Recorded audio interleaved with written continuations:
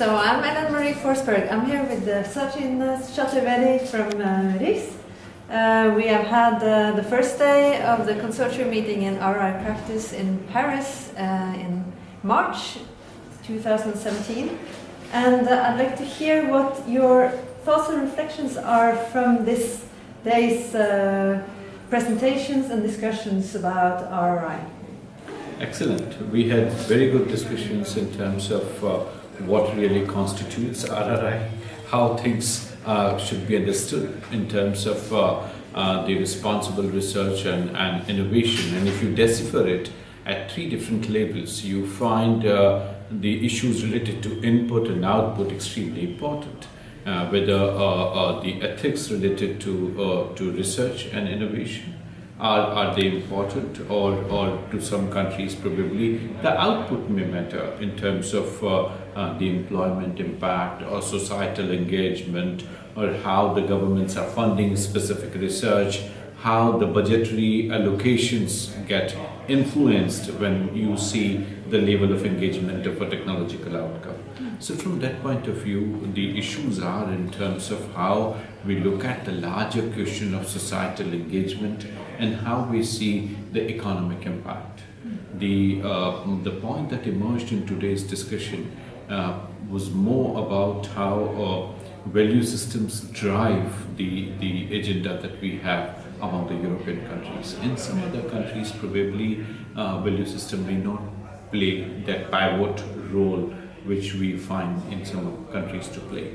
So from that point of view, RRI is an excellent mechanism, an excellent reference point to see how stakeholders' participation is maximized in terms of how decisions are undertaken, both in terms of impact of technology, but also in terms of how government-led public research and innovation systems get financed.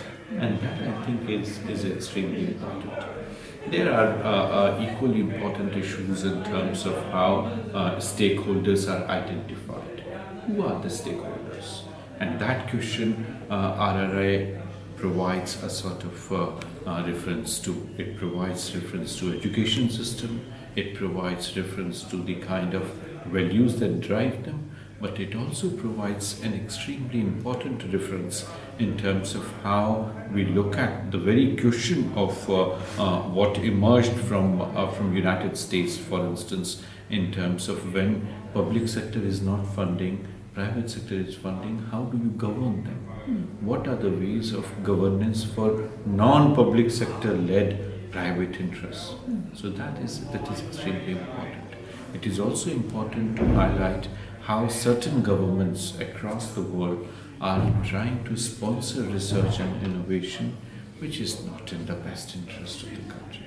Of course, the national governments have the power to take that, but it is important to see at least those stakeholders are identified which are going to matter. And at some point they may be able to articulate their position, but that vision, that perception, that specification is important to emerge out. In today's discussion, we also took up the task of how national positions should be taken, how national positions should be aligned with the larger global positions. What are the indicators that can really reflect? What are the ways we can see how indicators and the identified frameworks can converge? And last, but I think in no way it is least, is in terms of identifying a wider global framework where the word RRI may not come in, but the essential facets of that framework may get practiced by various countries. That's what I think discussed today. Very good. Many thanks for sharing your thoughts. Thank you.